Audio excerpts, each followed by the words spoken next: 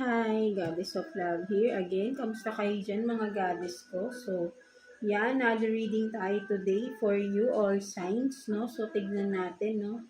Ano yung mga wish na mag-grant na, no? Malapit ng mag-grant, no? Sa inyo, mga goddesses ko, no? Tignan natin, no? Yung mga pinagpaguran ninyo or yung mga minamanifest ninyo, no? Mga goddesses ko na malapit na ninyong makuha, no? Nagkakaroon na ng bunga, no? Kung ano man ito, no?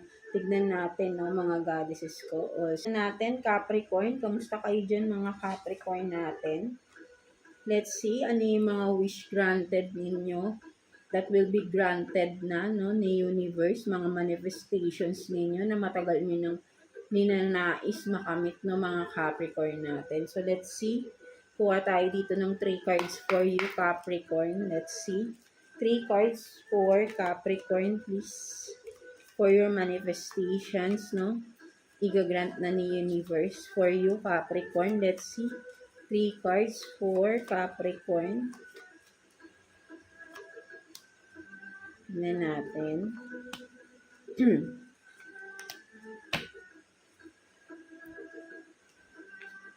So, you have this longing,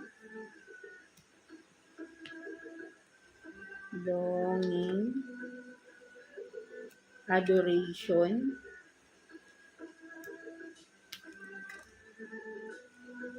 explorer. So, for some of you, Capricorn, no, with this longing, no, kung makikita mo, no, alam nyo kanina yung pag-open ko ng cards, ang tingin ko rito, I don't know kung kayo din unang tingin ko dito sa Ferris wheel na tinatawag dito, di ba? Unang tingin ko sa kanya face, no, muka, no, and then, etong ibon is nakatingin dun sa face, no, ayun yung unang nakita ko sa kanya, I don't know kung ayun yung nakikita nyo rin, no, mga Capricorn natin. So, I think this longing, no, nakikita ko rito is, for some of you, no, you are longing for someone or longing for affection, longing for care, no, for some of you, no. Nakikita ko kasi rito with this ibon, no, ay parang gusto niya sumakay sa Ferris wheel, no.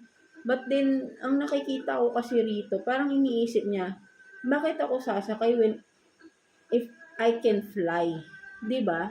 Something like that. But then, of course, pwede ka namang sumakay, 'di ba? Pwede ka namang sumakay naka-steady ka lang diyan, no? At umiikot yung Ferris wheel. No, parang yun, no, parang this bird here, no, ay longing na makasakay siya sa Ferris wheel na hindi siya lumilipad. No, parang this one is parang he or she, no, kung ikaw man to, Capricorn, parang pagod ka ng gawin yung usual na ginagawa mo, no? No, something like that, no? So, you are longing for someone new or something new, no? Something like that, no? So, ayun yung nakikita ko rito. And, sinasabi sa iyo dito ni universe, no, ay magagawa mo na, no? There will be something new or kung ano man ito mga pagbabago na gagawin mo. So, be ready, no? Parang Ferris wheel, bigla yan iikot. No, parang nakikita ko rito, Wheel of Fortune, no? May magbabago talaga, no? Kung ano yung hinahanap mo, ano yung hinahanap mo para sa sarili mo na pagbabago, makukuha, mangyayari na siya. So, be ready, no, mga Capricorn natin. Kasi, mabilis ang pag-ikot nito, no?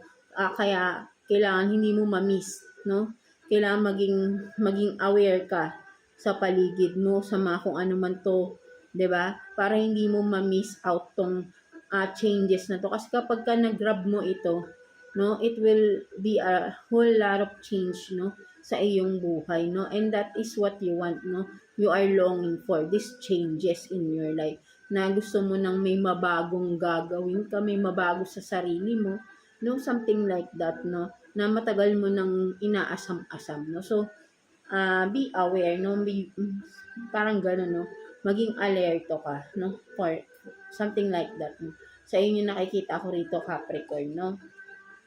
And then with the adoration here, no, ang nakikita ko naman dito, if you are this Capricorn na parang feeling ko ay for some of you with your partner, no, nagkakaroon kayo ng problem with your partner, nawawala na yung affection, no, sa isa't isa, passion sa isa't isa, na wini-wish mo sana ay bumalik yung spark, bumalik yung kung ano man meron sa inyo dati, no, ay unti-unti, no, mangyayari na yun, no. Slowly but surely, ayun yung nakikita ko rito, no. Ay, yeah, basta trust the process lang, no.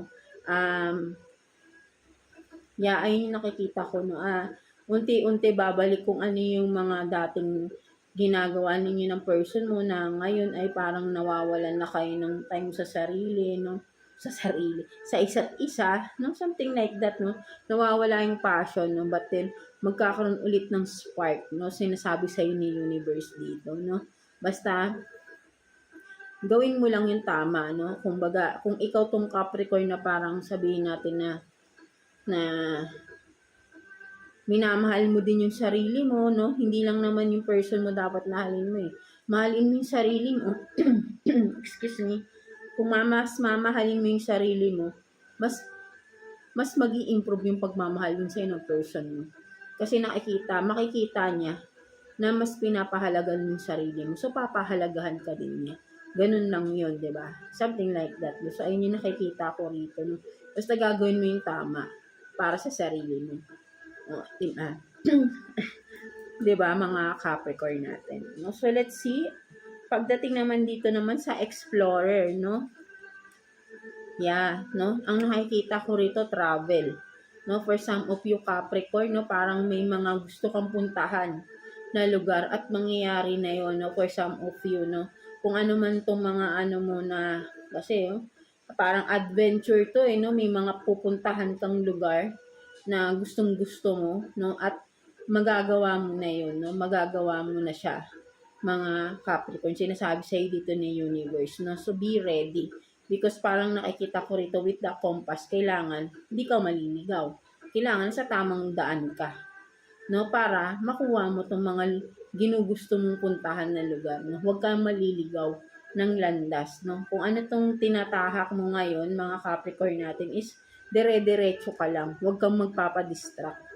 No? Kasi focus ka lang dapat sa goal mo. No? Sinasabi sa dito ni universe. No, with this compass, alam mo yung direction na pupuntahan mo. Huwag ka nang liliko kung saan-saan. Para dire-diretso ka dun sa goal mo, dun sa magusto mong gawin sa buhay mo. No, something like that, mga Capricorn natin. So yeah, that's it for you, mga Capricorn.